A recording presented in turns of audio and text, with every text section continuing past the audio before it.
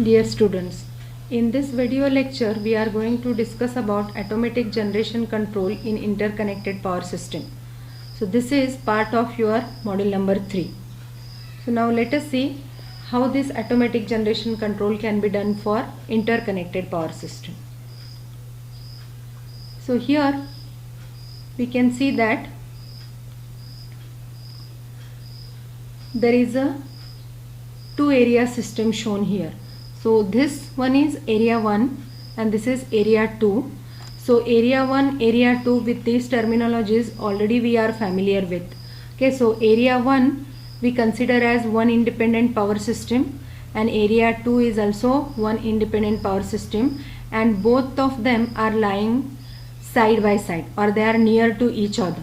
Then in such cases, if we want to transfer some of the power from area 1 to 2 or 2 to 1, that power transfer from one area to other area is called as a tie line flow, and that tie line flow takes place over this transmission line. Okay, so this P12 is indicated here. This is nothing but power exchanged between area 1 and area 2. Then this X tie line, whatever we have shown, it is nothing but reactance of this line which is connecting area 1 and area 2. Then this second figure shows its equivalent electrical equivalent circuit.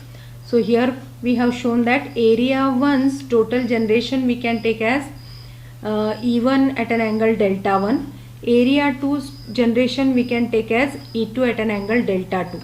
So these voltages and their angles, this phase angle can also be represented as this, instead of delta 1 they can also consider it as theta 1. Okay, so some of the authors, instead of delta 1 and delta 2 here, they can take theta 1 and theta 2 also. Okay, so this is the electrical equivalent of this block diagram. So this part indicates area 1 and this part indicates area 2. So X1 is the reactance of area 1, X2 is the reactance of area 2, and this X tie is nothing but the reactance of the tie line. So like this we can represent an interconnected power system, or we can also call it as a two area power system. Okay, so in such a interconnected or two area power system, how AGC works? AGC is nothing but automatic generation control. So how automatic generation control works, that is what we are going to discuss in this lecture. So here we have shown the tie line model, and for this tie line model the power flowing across the transmission line can be modeled using the DC load flow method. So in DC load flow method, this power over the tie line we can write as P suffix tie flow, and it is given as 1 over X tie into theta 1 minus theta 2. So here this tie flow is a steady state quantity, and for purpose of analysis here we will refer this equation to obtain the deviations from nominal flow as a function of deviations in phase angle from nominal. So now let us see the tie line powers equation, and further we will also discuss about the speed deviation or frequency deviation. So here P tie flow plus P tie flow can be given as 1 over X tie into bracket theta 1 plus plus delta theta 1 minus of theta 2 plus delta theta 2, and after simplification we get this equation. Then we can write this delta P tie flow is equal to 1 over X tie into delta theta 1 minus delta theta 2. Here this delta indicates a small change. So here it is small change in the tie line power flow, here it is the small change in the angle theta. So where delta theta 1 and delta theta 2 are equivalent to delta 1 and delta 1 referred in the earlier discussion. Like I was just now explaining that theta 1 and theta 2 in place of this delta 1 delta 2 can also be taken. Then this relation we further simplify, we can simplify and write as delta P tie flow is equal to T over S into delta omega 1 minus delta omega 2, where omega 1 and omega 2 are nothing but delta omega 1 and delta omega 2 are nothing but the deviation in the speeds, and T's value, T which we are using in this equation, that T's value can be given by this equation. So for a 60 Hz system we take T as 377 into 1 over X tie. Now here is the block diagram of interconnected areas. Okay, so we can see that interconnected area. So this first part, this indicates area 1, and this below portion of the block diagram, this indicates area 2, and both of them are connected over this tie line. Okay, so what we have done, this upper part whatever we see, it is as good as the automatic generation control of a isolated area, only one area. So as here there are two areas, okay, we have this one for area 1 and this part is for area 2. So in one single area already we have seen how the automatic generation control takes place. Okay, so automatic generation control, for your reference I will just have a quick glance on this. In automatic generation control, what exactly we are going to do is, the magnitude of voltage and frequency in our power system will be maintained to their nominal values. That is the function of automatic generation control, and this we are going to do with the help of governor and prime mover in a power system. So you can see the block diagram here. Okay, the blocks connected over here is from the prime mover's output we get the mechanical power. Okay, and that mechanical power is converted to electrical power with the help of generator. Okay, so the generated power is supplied over here, and here there will be some load, and how much is that load, that is fed here. So as much load is there, that much of electrical power will be generated, and that generated power will be supplied to the load. Now when we supply it to the load, at that point we take the feedback. Okay, so that feedback will be in terms of whether there is any frequency deviation in our system or what. So that will be fed back to our system as a part of AGC, and to this we are going to add this regulation also, this 1 over R1 and this delta omega 1, both we are feeding. So in terms of this delta omega 1 we are feeding what is the deviation in the frequency in the existing power system, and in terms of this R1 we are feeding what is the deviation in amount of power supplied. So both these are taken as a feedback in the loop, and it is given to this block over here. So here in this block we are giving the input as load reference. So what is this load reference? Load reference is exactly, here we are having what is the requirement, present requirement of the load, its reference value we are taking.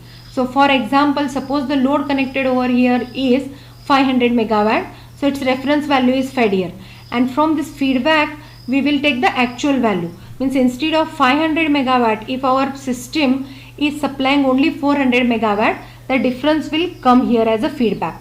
So here there will be a reference value and here there will be the feedback, and difference of these two will be calculated, and that error will be supplied to governor. So now input to the governor is nothing but what is the error in the reference value and the actual value in the system. So accordingly governor will adjust for its excitation, and by changing the excitation we can have the control over value of voltage to be generated, and by that we can have the control over the output from generator. Then one more adjustment we can do here is through the prime mover. So by opening or closing the valves of prime mover we can adjust the mechanical input supplied to the generator, and by that we can have the control over amount of power to be generated. And like this, depending upon the error signal what we get from the feedback, we adjust our generator to supply as per the present requirement. and like this, in this particular loop, okay, our AGC, automatic generation control of area 1, will be adjusting its output as per the requirement of load over here.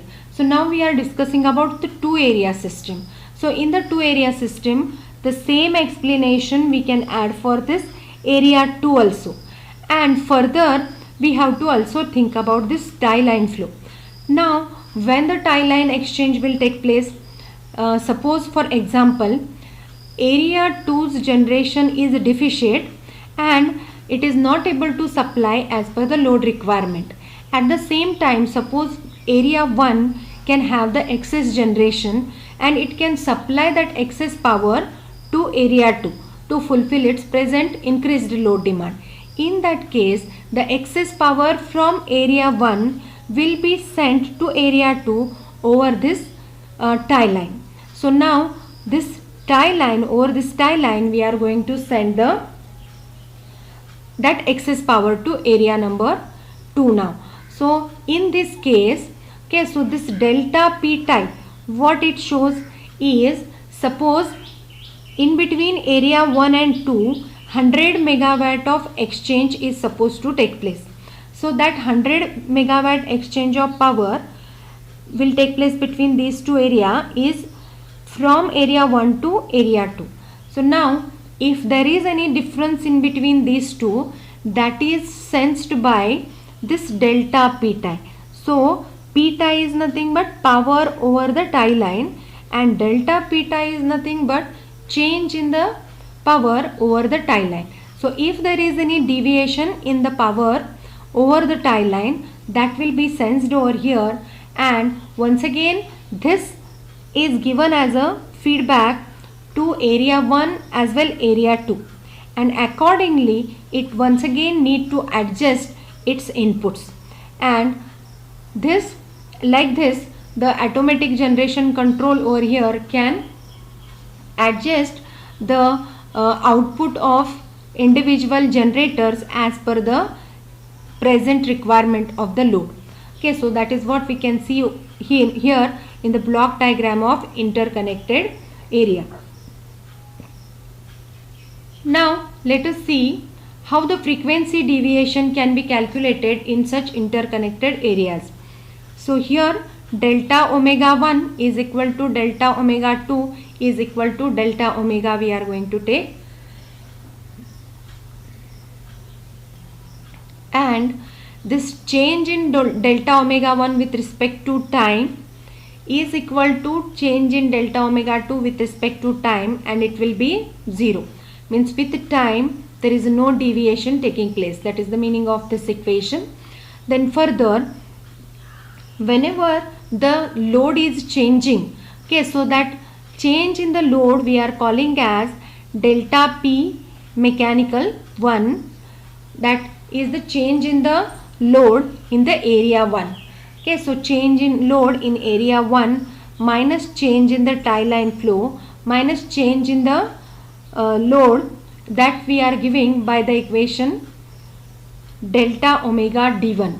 So now here this is nothing but the change in the load, and this is nothing but change in the load which is sensitive to the frequency. So therefore all of this together we can give as delta omega into d1. Here this constant d is called as a load damping constant, and this load damping constant d is the ratio of this delta P mechanical to delta omega. It is the ratio of these two. Okay, so this d we can remember as frequency dependent load. Okay, this we can remember as frequency dependent load, and d is remembered as the load damping constant. Now by making the appropriate substitutions in the earlier equation, we can modify our equations in this form, and finally we can give the speed deviation as delta omega is equal to minus of delta PL1 divided by 1 over R1 plus 1 over R2 plus D1 plus D2, from which we can derive the change in tie line flow, and that we can see in this following equation here.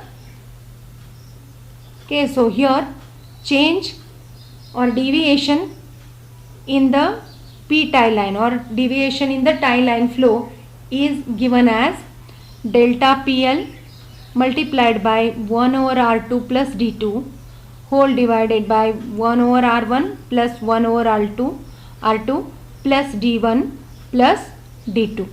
So the new tie line flow in the power system, after considering the adjustments, we can give by this equation number 9.32 here. Okay, so this is all about the tie line flow in a interconnected power system.